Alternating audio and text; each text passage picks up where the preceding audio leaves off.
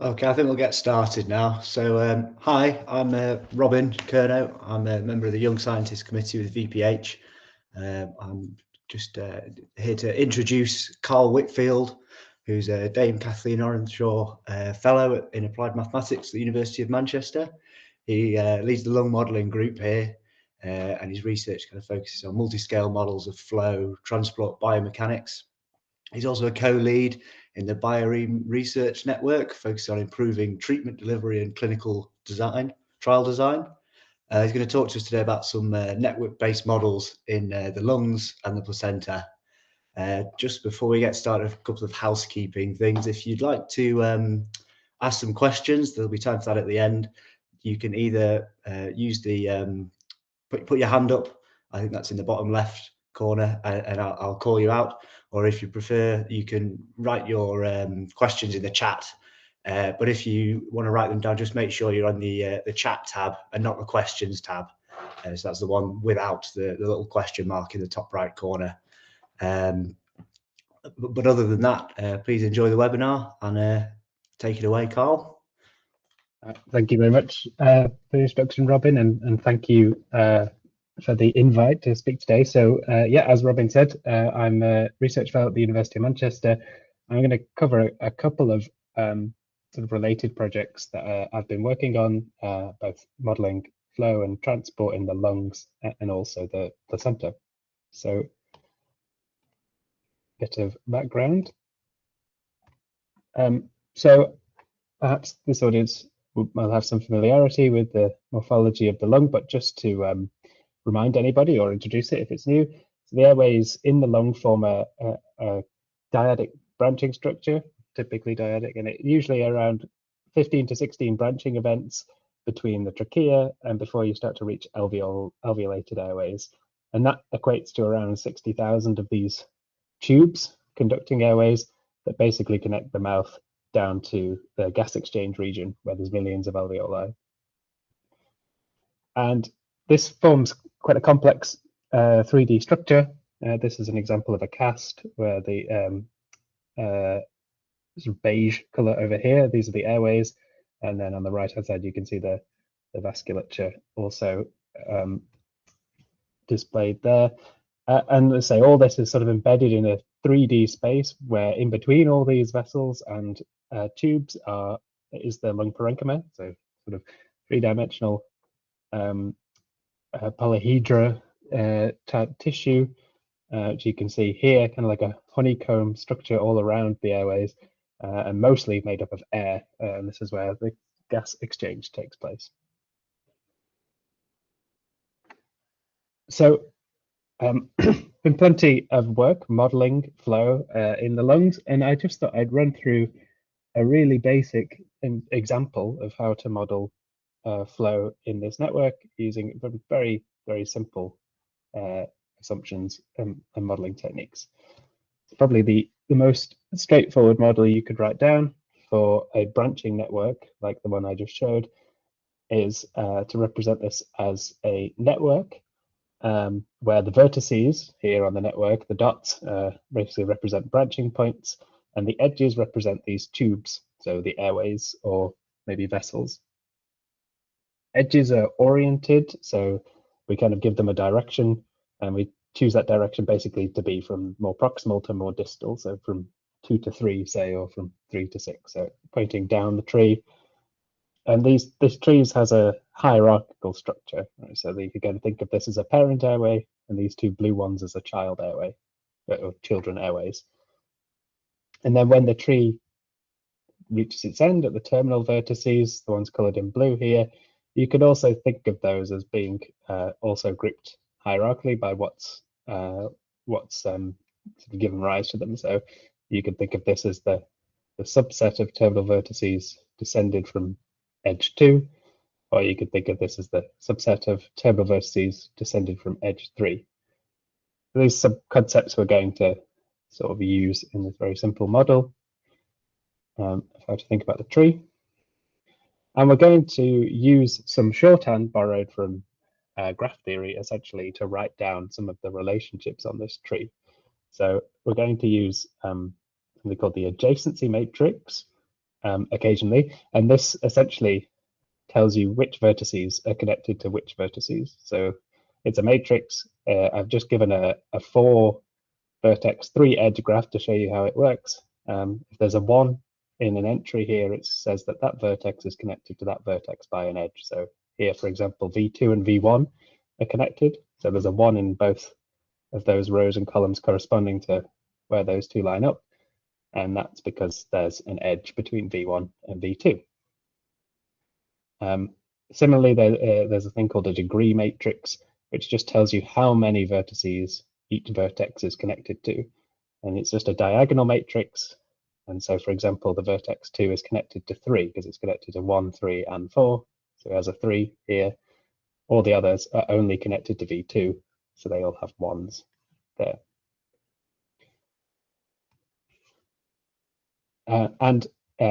Another matrix we use is called the incidence matrix. This basically maps vertices onto edges. So each column is an edge. It has a 1 for the vertex at the top and a -1 for the vertex at the end. This might seem, this is just bookkeeping essentially, but it's quite helpful bookkeeping because you can use these matrices to construct a Laplace operator, a Laplacian on the network. And you can do this using either arranged actually. It's either the degree minus the adjacency gives you a Laplacian, also the incidence matrix multiplied by its transpose. Either way, you get this Laplacian operator, which if you're familiar with Laplacians and finite difference, you'll notice looks very similar to your sort of finite difference operator on this graph, where each one of these would be one discretized cell of your simulation. So this is called the graph Laplacian, and we're gonna use that a little bit as well when we write down these simple equations. Oh, and again, this relates basically each rows and columns here essentially refer to nodes, vertices on the network. So that none of that tells you how we're going to simulate flow. So what we're using to model flow, well, the simplest thing we can write down is that the flux through one of these tubes, assuming it's essentially uniform and we're going to ignore essentially anything that isn't just along the length of the tube. So we're going to assume uniform flow along the tube. Then the flux is just can be related to the pressure drop across the tube divided by some resistance.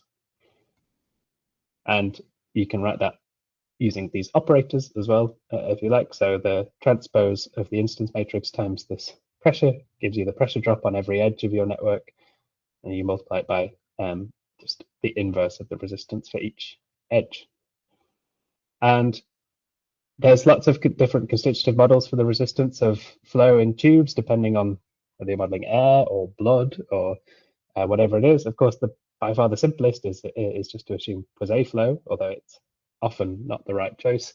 But just to say, just as an example of a linear case, then you could use Poiseuille flow to describe the resistance of the tube, where mu here is the viscosity, L is the length, and A is the radius of the tube.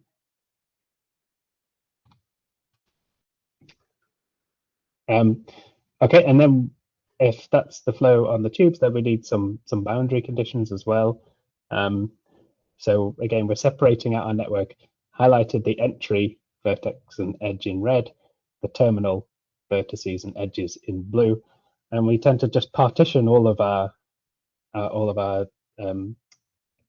variables into whether they're sort of boundary variables, in which case they're either red or blue here, or whether they're internal, in which case they're black here. And usually in these kind of simulations, we would impose some sort of pressure at the entrance and exit, say, of this network. This is the Dirichlet boundary conditions, and then calculate what the flow is.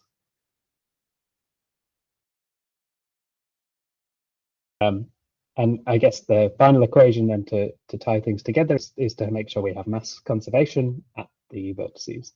So flux is conserved at the vertices. This just means if you have this kind of arrangement with a parent branch and two daughter branches, the sum of the fluxes has got to be 0. Remember, these are oriented edges. That's why these minus signs come in. Again, in vector form, this just means that if we take the incidence matrix times the vector of fluxes, we get 0 on all the internal nodes, but then at our boundaries, we get some flow in and flow out, right? So whatever the entrance flow and exit flows are.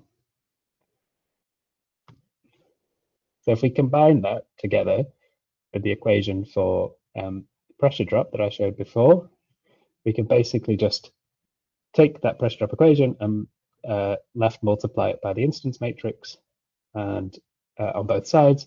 And what we see is we get instance matrix multiplied by this inverse diagonal of the resistance vector, again multiplied by the transpose of the instance matrix times P. So we get this is actually just a Laplacian, if you remember that definition from a few slides ago, but it's just a weighted Laplacian. So it's basically weighted by the conductance of these edges, 1 over the resistance of these edges. So you have a Laplacian times this pressure equals some fluxes, and that's effectively the simplest problem you can write down for flow on this network.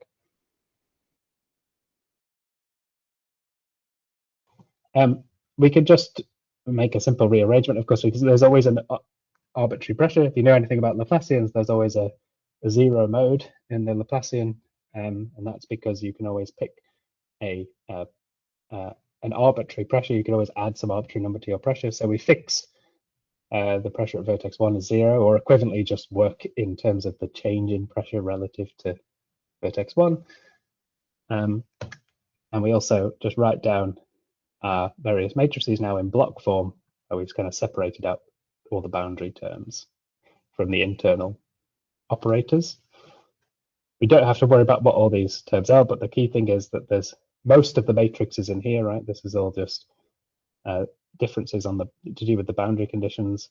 And again, there's some internal Laplacian in the middle here that just acts on these internal nodes of the system, and that's the main thing I'm going to talk about in the next couple of slides.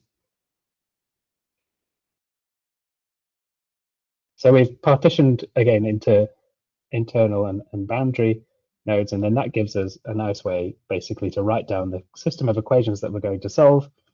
So we have the internal Laplacian multiplied by the pressure drop on the internal nodes equals basically some boundary condition. All of this on the right hand side is prescribed, assuming that we're prescribing the pressure on these terminal nodes. These are just fixed operators. And then if we calculate that that delta internal pressure, then we can just immediately relate that to the terminal node fluxes, terminal vertex fluxes. So all the airflow or blood flow coming out of the end of this tree. But that doesn't have to be solved. That's just a direct relationship. Okay, so far probably so straightforward, I imagine, because these systems have been solved in many places, many applications, and probably most people have seen something similar and could probably solve that problem in 10 minutes.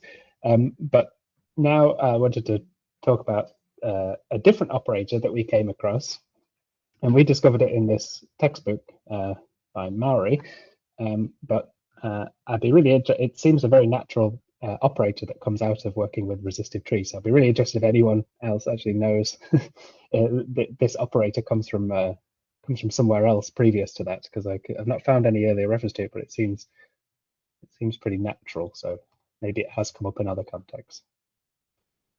So specifically, if we think about tree networks, then we can define something called like a shared path resistance, right? So if we think of if we take any two terminal vertices, in this case, let's think of one terminal vertex, V5 here.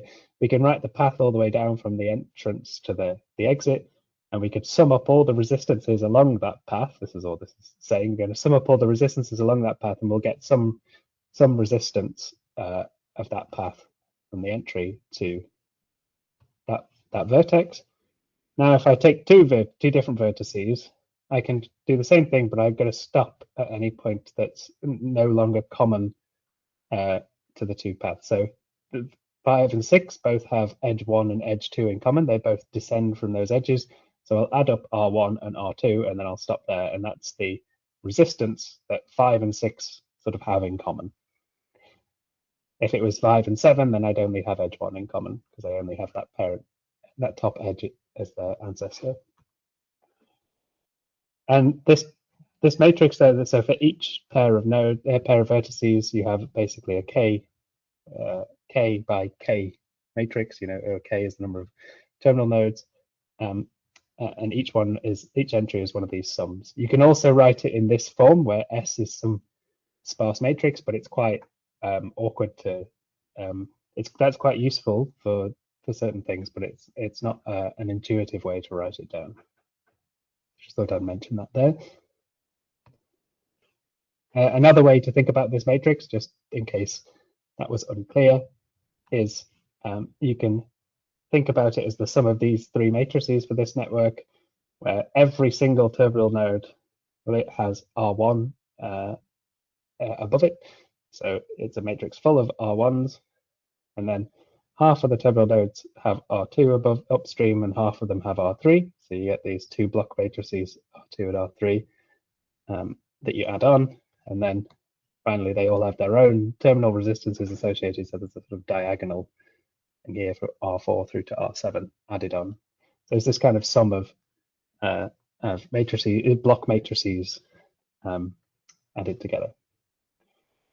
So it's an interesting operator. It's not the most helpful operator for solving because it's clearly a completely full matrix. But what it does allow you to do is write down the problem of this network in terms of resistance times the flux out of those terminal nodes is equal to the pressure drop between the terminal nodes and the entrance nodes. So it allows you to write down the entire problem just in terms of the terminal vertices and to ignore all the internal degrees of freedom.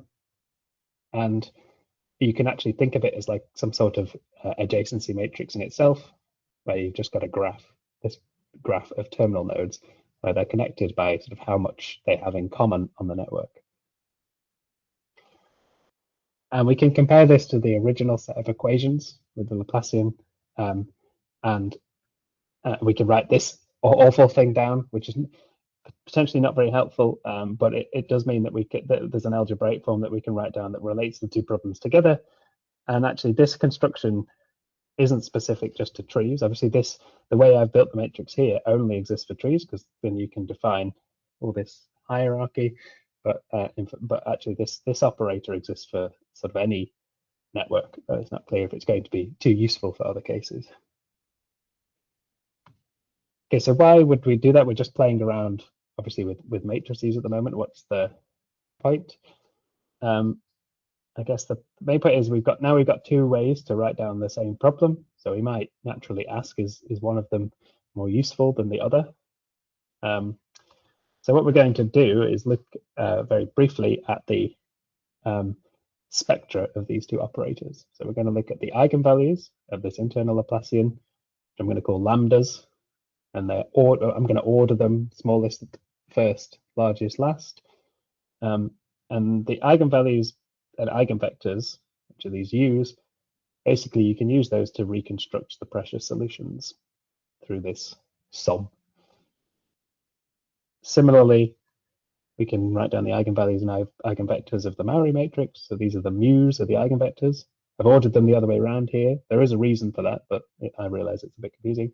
And then the eigenvectors v of that matrix too. And again, you can then reconstruct the terminal flows on the network if you have all these eigenvectors and eigenvalues, that this sum returns the terminal fluxes on your tree network. Okay, so in this paper, did I mention the paper? Maybe not. Maybe it's on the next slide. Yeah. So slides in slightly the wrong order. Sorry. So I'll just mention this first. So in this paper, a few years ago now, we used these constructions to have a look at some different networks and the properties of these operators on the network, and if they sort of held any useful characteristics. So the first thing we did is just constructed some general asymmetric branching networks, and so this was basically if you have a network where you have the parent branch and then each one descends into a minor and a major daughter branch related by this A factor, where if A is 0, then they're the same, and if A is 1, they're completely asymmetric. So basically the minor one is closed if A is 1. And this governs both their length and their radius effectively. So small airways branching on the left and large ones branching on the right. And then we looked at the eigen spectrum of these operators. So this is just the relative size of the eigenvalues, or how much of each eigenvector contributes to the difference to the final solution, basically. And what you see is that there's always one eigenvalue of the Mowry matrix that kind of contributes quite a lot. You can think of this a bit like a PCA or something as well. So like even when the leading eigenvalue was smallest, it was still sort of roughly 50% of the final solution is explained by one mode. Or like in a PCA, that would be like one principal component, right? And then there's other modes. And the way we're comparing them here is that how much of our final solution we can reconstruct using some fraction of the modes of those operators. And we found, again, the Mowry matrix we could get within 99% of the solution, well, very easily for symmetric networks, and then it went, and then it started to go down. So the Mowry one is the circles here. So the Mowry and Laplacian matrix perform very similar, but when you got to more asymmetric networks, the Mowry matrix had a clear advantage. And actually, if we made the cutoff 75% of the final solution rather than 99%, it's do the same thing, but it actually doesn't take many nodes at all, because this is a log scale, right? So maybe 10 modes maximum to get, and this is out of 30,000. So it's quite an impressive dimensionality reduction you could achieve across the board with that matrix. So it suggests we can actually characterize these networks with a small number of modes, and that means basically reducing the dimensionality of the problem without reducing any of the complexity. Okay, so just to give a bit of context then, because I mentioned lungs and then I've not gone back to this. So why I would be interested in looking at ventilation in lungs? Well, ventilation heterogeneity is strongly associated with lung disease, and in particular, sort of early signs of lung disease before maybe they're detectable by things like spirometry. And ventilation heterogeneity could be caused by all kinds of things. It might be, bronchoconstriction in something like asthma, where the airways get narrower. It might be mucus plugging, and they get filled with mucus, such as in cystic fibrosis. It could be due to airway remodeling, or even it could be something in the tissue itself. It could be perhaps due to like tissue fibrosis or stiffer regions of lung that they don't open up and let gas in. And this image is just showing you essentially where this hyperpolarized gas, imaged by MRI, is going in the lung. So any dark regions you see are basically unventilated patches of lung. And I say it's often visible before decline in lung function, so it's seen as a nice early biomarker. And if we want to use our network models to simulate this, then we've picked here the easiest possible boundary condition we could put on to represent the lungs. We've put basically elastic bags on the end with some elastance kappa, which is just some fixed elastance. So it's basically an elastic balloon on the end of our final tubes, our terminal vertices.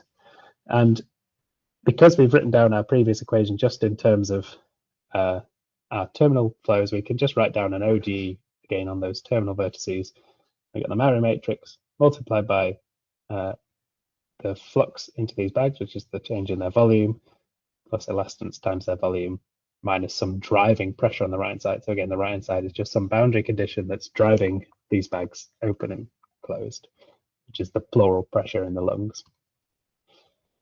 I just thought it worth mentioning how simple this model really is, right? There's lots of things that should really be included in an accurate model of the lungs that aren't here, and mainly that's because we're focusing at this point just on the construction of these models. So you might want to simulate inertial effects, in which case your resistance is no longer linear, and you'll have maybe some time dependence.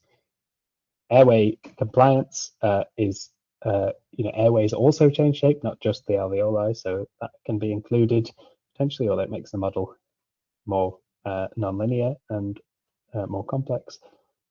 these alveoli are not really independent bags. You know, they're actually all assembled in space, as you saw previously.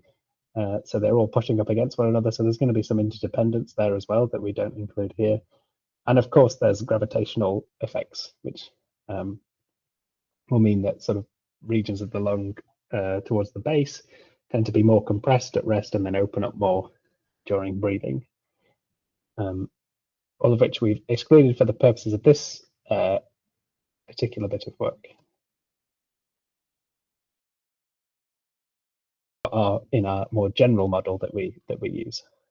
So just to quickly say, we're going to quantify ventilation heterogeneity just by the change in volume of these bags that we simulate.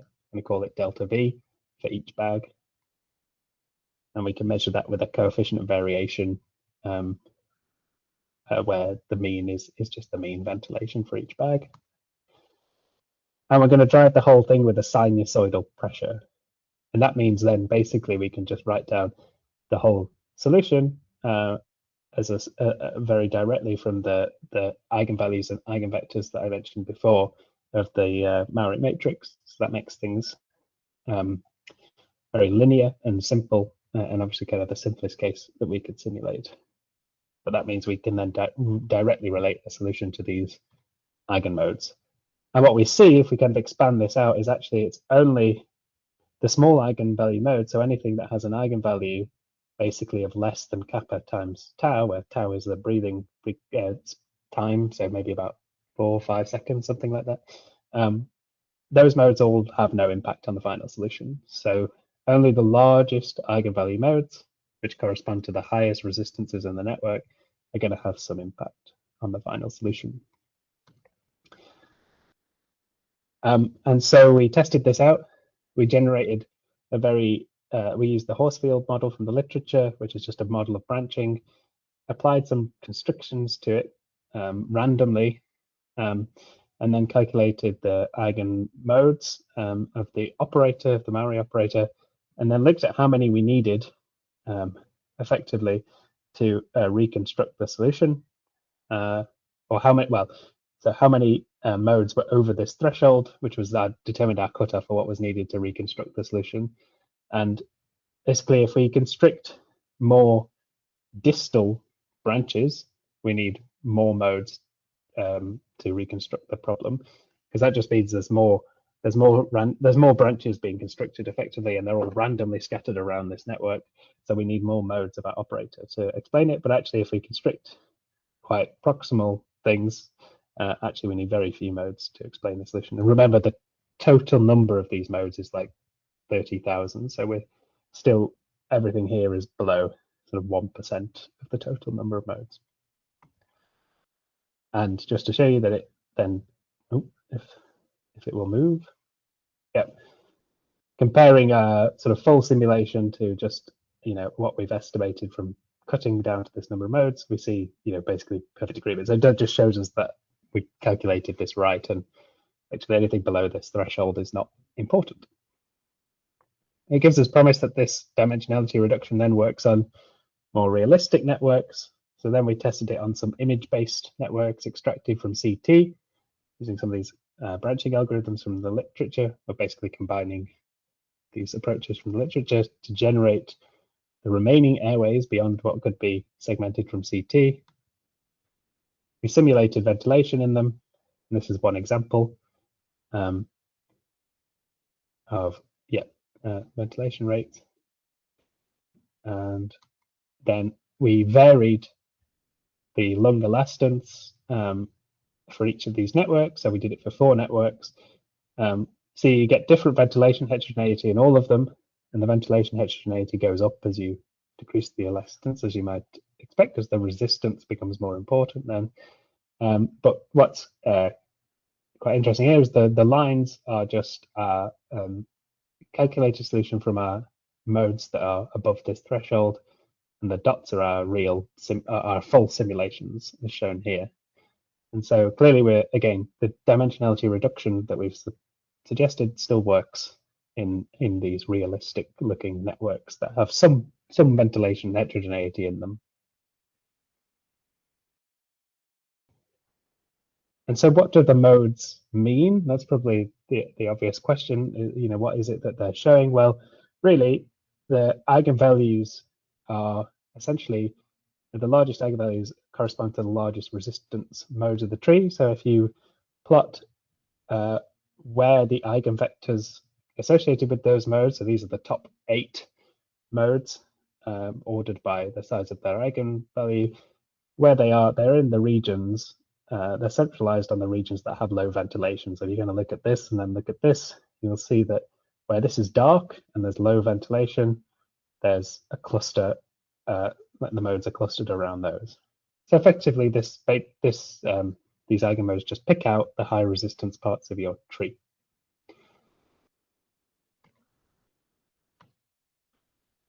So that's the first bit of my talk. And the longest bit of my talk, but I thought it was a nice sort of different take on these quite simple simple networks that we've we published this a little while ago, but it's still a sort of a way of approaching this problem that's a little bit different to maybe others, and maybe hopefully is slightly interesting to anyone working on anything network related. So the main thing is that by constructing this very simple system, we got an effective dimensionality reduction of more than 99% in most cases. Now, of course, the system was intentionally very simple, so it's not that really it's going to save loads of computational time, because it's quite quick to do these calculations anyway. But we're hoping that might sort of lead to more general formulations that we could find that also continue to reduce the dimensionality of more complex problems in the future. But the key thing is, we kind of came across this operator that was not what we expected. We expected the Laplacian operators to be the thing that was important. That's what's in all the textbooks for these kind of resistance networks. But it turns out that, for this particular case of a tree, this thing we've called the Mowry matrix, it actually seems to be a very useful construction when you're looking at the spectrum. Okay. For some reason my slides keep freezing, so apologies. Right. So now we've taken network models, and as I say, I've shown a simple example. We've obviously developed them a bit more, looked at more complex formulations like nonlinear models to simulate the ventilation, and now we've started to simulate inhaled particles on these networks as well. So again, just a bit of context. As I'm sure many people will know, inhaled therapies are really important for a range of lung diseases. They can treat airways directly and then avoid any kind of large systemic dose. So, for example, inhaled corticosteroids, bronchodilators in asthma, and also in COPD to treat the airways directly and open them up. Mucolytics to break down mucus in the airways. Antibiotics, sometimes, obviously that's also taken intravenously, but sometimes also inhaled, particularly in cystic fibrosis, to treat infections. But there's also some emerging therapies too for that. So, for example, phage therapies and antimicrobial peptide therapies, and also for treatment of cystic fibrosis where modulator therapies don't work, there's development of mRNA replacement therapies as well that would be inhaled and treat the epithelial cells locally. So I guess the point is, all of these act locally in the lungs, and therefore where they land and the heterogeneity in their dose, what the cells of the lung are going to see, is important for the response. So to generalize our models to this case, we simulate transport on these networks using effectively a advection diffusion and reaction equation, a one-dimensional version of these along the network. But we also need to resolve now the aspect airways, which we previously treated as bags, but now we need to treat more carefully because the particles enter this region and they aren't really bags. They're basically also smaller branching trees themselves. And so we treat them as ducts surrounded by some wider tube, which is a sort of alveolar volume. So an outer area and an inner area, which gives this area A, capital A, and we make sure we have sort of basically mass conservation in those, right? So that we apply some area change that accounts for the flux into each of these asana bags. So we've taken this evection diffusion reaction equation. We've used some empirical terms effectively, semi-empirical or model-based terms from the literature to basically specify these different terms. So this effective diffusion is kind of like it's a dispersion relationship, a bit like Taylor dispersion, but it was actually derived from branching tubes from this paper based on the original work of Scherer back in the 80s. And this basically shows that the sort of effective dispersion is proportional to the flow rate. And then this deposition term F is split into 3 components. On the edges of our network, it's sedimentation due to gravity, so the particles fall under gravity, Brownian motion, so they collide with the walls, and then at branching points, they impact on the walls due to inertia.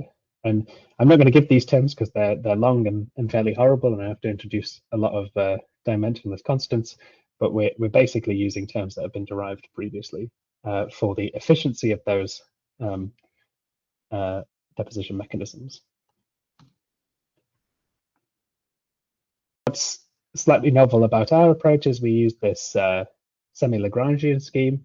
So we found really to resolve the temporal dynamics of this situation and not get lots of numerical diffusion, we need it's quite a strongly hyperbolic problem, so we needed a discretization scheme that dealt with that. So we ended up settling on a semi-Lagrangian scheme because it was quite efficient for these tree networks again. So this basically means that the volumes on our network get carried along with the flow. So they act in a Lagrangian manner.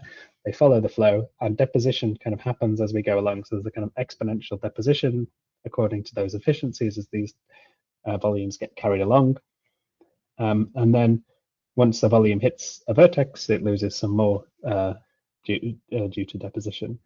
But then after that advection step, there's then a dispersion step as well to account for the diffusion term, and that's done with an Eulerian step, just solving the problem implicitly using this numerical Green's function method, which was also new to me, but it turns out it's a very efficient way to solve elliptic, well, any boundary value problems, but in particular elliptic problems on this tree network. So that was quite fun developing that. And actually we developed this solution scheme after some of the results I'm going to show you, but I thought it best to introduce the most up-to-date version of this scheme, which was mostly implemented by Jonathan Brady, my PhD student. So first, and this is work mainly by James Schemmel, the previous PhD student, it compared this model to benchmarks in the literature and basically found it agrees quite well with the most widely used model, both for total deposition when we vary particle size. So we see these curves agree pretty closely, and also what we predict for deposition in terms of depth in the lung, so by airway generation, it also seems to mirror quite well that model. So the histogram here is our results, and the dots are from this multiple path particle dosimetry model, which is very widely used for this purpose. And the picture, which has been repeated many, many times in the literature and won't be news to anybody who's studied this, is that diffusion dominates in this region. So particles deposit by diffusion down here. You get lots of sedimentation as particles get larger, and therefore their effective gravity becomes important. And in particular, that dominates for the small airways. And then for large particle sizes, usually above a couple of microns, and more proximal airways, so larger airways, where the flow rates are higher, you get a significant contribution from impaction. So what we wanted to do with this model, similar to before, was actually simulate what happens when we constrict airways. And what we found was that basically we get different patterns. We apply different patterns of constrictions, and unsurprisingly, I suppose, we get sort of changes in the pattern of deposition. So we just simulate one breath in and out through this whole network, and then we look at some scenarios. So the first one we consider, I should just say, I'm flattening the lung here. And this is the 3D lung, and I'm going to plot things as a 2D network just so you can see. So this is the same pattern of constrictions as this, but it's a nice, easy way to sort of see what's going on if I flatten it down to a planar network. So it's just a visualization tool, really. It's the same network as this, but you can see now that these kind of patches correspond to where this low deposition is here. So I've blocked off these airways and I get less particle deposition in them. So we did an experiment basically where we constricted all of the distal airways between generations 12 and 15 in the left upper lobe. So we just picked a lobe of the lung, and we just increased how much we were going to reduce the radius by. So we started off reducing the radius from basically what its original value was all the way down to being close to close. So when this is a value of 1, the airways were closed. And you get this interesting non-monotonic response. So first of all, the deposition in that lobe goes up, particularly in the airways that you're constricting. And that's just a geometry thing, right? As the airways get narrower, the particles are more likely to collide with them, and so you get more deposition. And as we keep constricting it, eventually it cuts off the flow to that part of the lung, and suddenly the deposition drops because nothing's going, no particles are being carried there anymore. But then you get these non-local effects kicking in, where in the other lobes of the lung, suddenly the deposition starts to go up because all the particles are going there instead.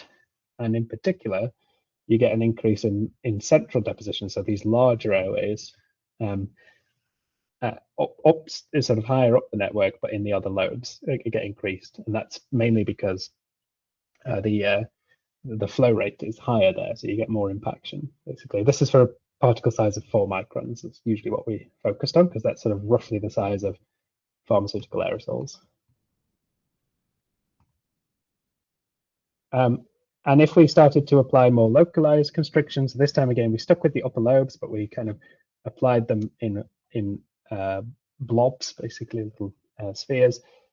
Again, we got this non-local effect where in the lobes that we were constricting, we got a big reduction in deposition, and we just assumed that we were basically closing the airways in this case, but changing the patterns.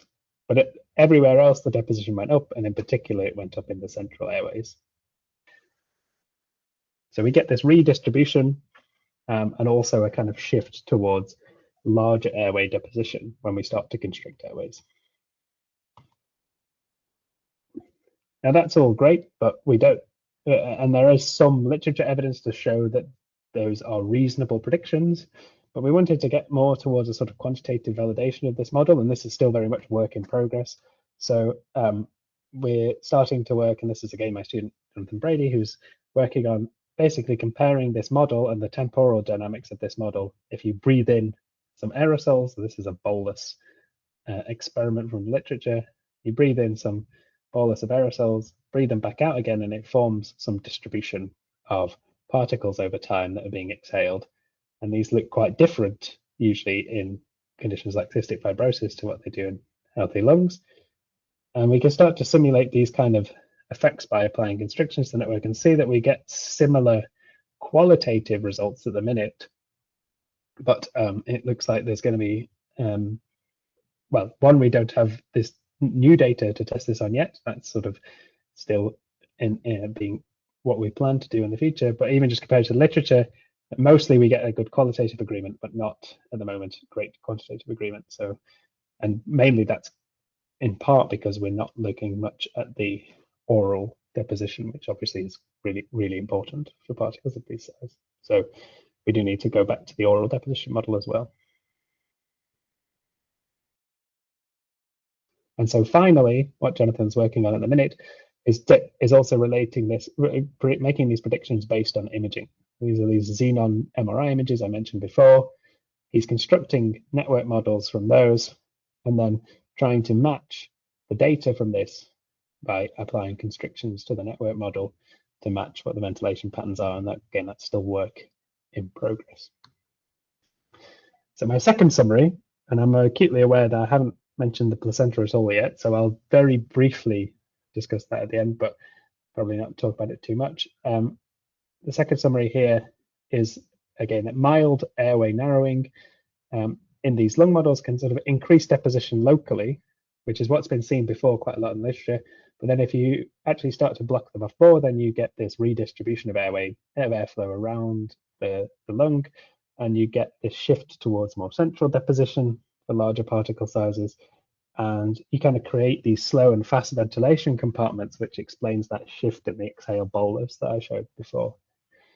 So aerosol bolus dispersion is possibly a useful metric for model validation, particularly if we can compare it to other validation as well, because overall deposition isn't very useful as a metric of validation. We want to really know, are we predicting where it's depositing correctly? So this temporal signal gives us more data, and also SPECT imaging data and things like that should give us some information too, but it's much harder to come by. And we found we basically need to constrict the model to mimic some of the behavior that was seen in those aerosol bolus dispersion experiments, not just change the ventilation patterns on their own. So that's key findings from that paper, and obviously still plenty of work happening there with a new PhD student. So finally, and this is still work that is basically in progress, I'm only going to mention it very briefly. Just wanted to draw some parallels between that work and the placenta, because it's neat how much these two systems have in common. So for those of you who don't know, the placenta structure, and I think it was relatively new to me when I started working on this, consists of basically two blood flows, one on a vascular network, which is connected to the fetus. So the fetal blood comes in and out through this tree-like network, and then around that flows the maternal blood, which is in something called the intervillous space that surrounds this tree, and exchange occurs in between the capillaries of this fetal network and between the blood flow going around it. And we're going to focus on the fetal network, and we focused on the fetal network in this paper, which, as we said, as we kind of highlighted, looks a lot like the kind of networks we've been working on, except in this case that there's two of them. There's effectively the arterial and the venous networks that are side by side, because they bring the blood in and then drain the blood back out again. And they cross these scales, and at the very smallest scale, one of these trees is connected to the other one by these basically exchange units, which consist of these little capillary convolutes called terminal villi, and that's where all the exchange happens. So these are like the alveoli of the placenta in some sense.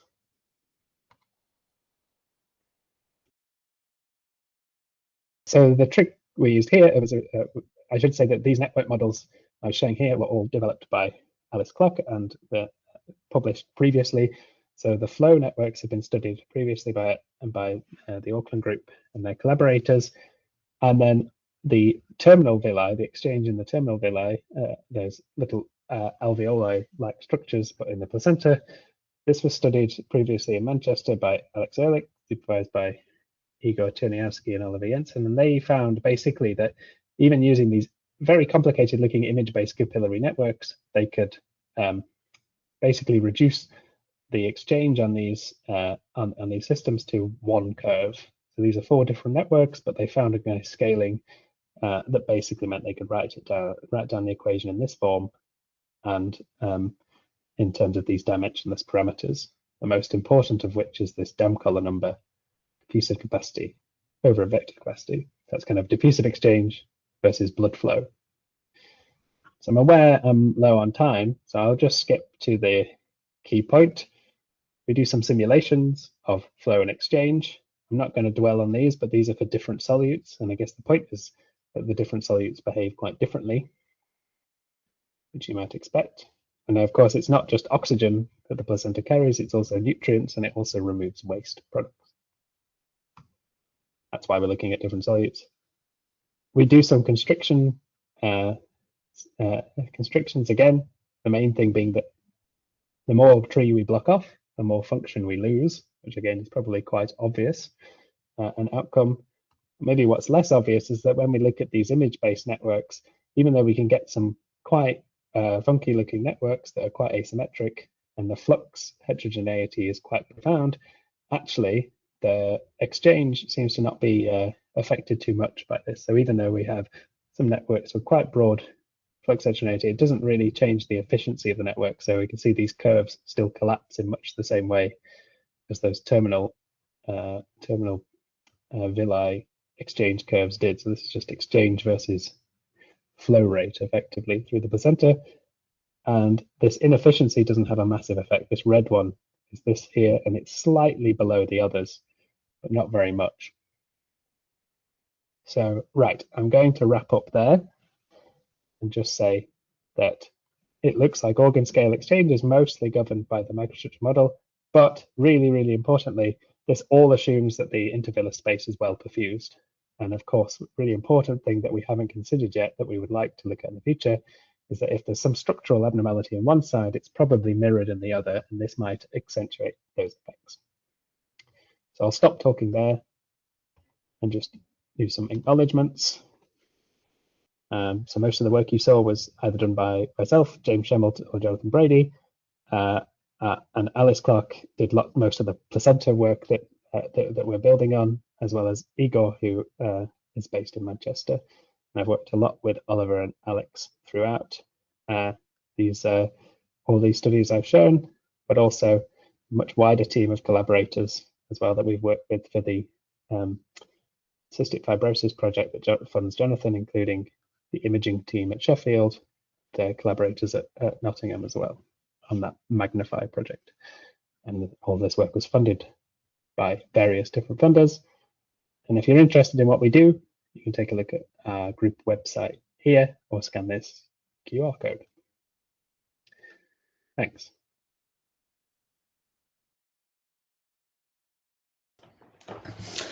Thanks very much, Carl. We've overrun slightly, so slightly less time for questions. Apologies for that. But just to kick us off, we've got one from Oleg Shramko from ITMO University that he proposed in the pre-registration. So he was asking, can proposed approaches to be applied to modelling blood circulation and drug distribution in circulatory system? So I guess just opening it out to other systems that these network models might be really useful for.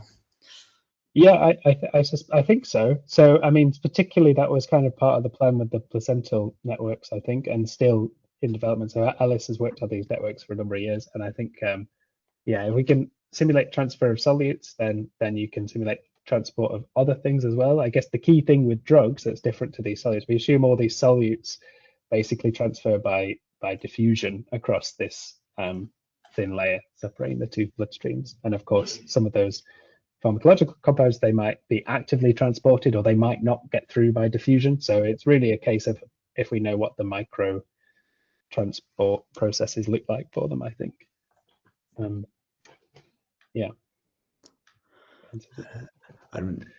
Thanks. And we had someone pop up on the attendee viewer there. I just thought it was a question, but I guess he's left now, so I'll just ask in case that was a mistake. So the particle deposition models, if you kind of think about like translating that, is the idea for it to be sort of a personalized medicine approach where everyone gets an MRI, one of these special MRI scans, or is it more sort of looking for like optimal parameters when you're designing the inhalers or whatever? Yeah, I think the personalized models, I mean, mainly the main thing slowing down the personalized models is probably the expense of those MRI scans, right, that I showed. So really, it's probably more of a tool that could be used in maybe clinical trials to see, you know, if you can sort of account for differences in response by differences in predicted dose, for example. But then also, I guess the one point is if we can sort of link it to these, oh, sorry, I've lost the slide. We can link it to these aerosol bolus dispersion experiments. This gives us a much cheaper way of measuring deposition. Obviously, it's sort of a more direct measurement that we can also model. Still probably not something everybody could do who's on an inhaler, for example, but maybe if you're looking at really expensive therapies like the mRNA ones I mentioned for CF, you know, it's worthwhile trying to work out what the dose deposition looks like for those, because I think they can be thousands of pounds per puff or something, right? So then it's really important where they land. So it could be worth doing those kind of experiments. Whereas I guess really it's more just general understanding as well to try and improve how you optimize these things, as you say. Certainly, though, if you're the main bottleneck's probably going to be the MRI scan rather than however computationally intensive all these models are to solve. Yeah, the models, that's one of the points working with the network models, is they're not that intensive. They still sort of take something like half an hour on an individual processor, but which is not an insignificant amount of time. But they're a lot faster than running computational fluid dynamics. And is there any scope for sort of doing like longitudinal things where you're tracking if people's lungs are changing over time and how I think the models might sort of give different prognosis over different diseases there? Yeah, I really hope so. Yeah, one thing we've looked at before, which we have longitudinal data for, is multiple breath washout data, and we have a project hopefully starting in September going back to that data and looking at it longitudinally. And again, that's a sort of non-invasive measure that measures ventilation heterogeneity in people with CF, and it's a pretty sensitive measure in its own right of lung function decline. But I think if we can match it to models and start to potentially couple together different bits of data, you can start to, realize this idea of having a sort of digital twin of somebody rather than just, tracking these indices over time. We can start to map these things together and have a picture of what their lungs look like, even though we don't have to image it every 6 months or something. So I think that would be the goal. Thanks very much. And I think that's 2 o'clock, so that's time to wrap up there. Thanks, Robin. So thanks very much, obviously, to Carl and everyone attending. And I'll hopefully see you at the next VPH webinar. Great. Thanks, everyone. Bye.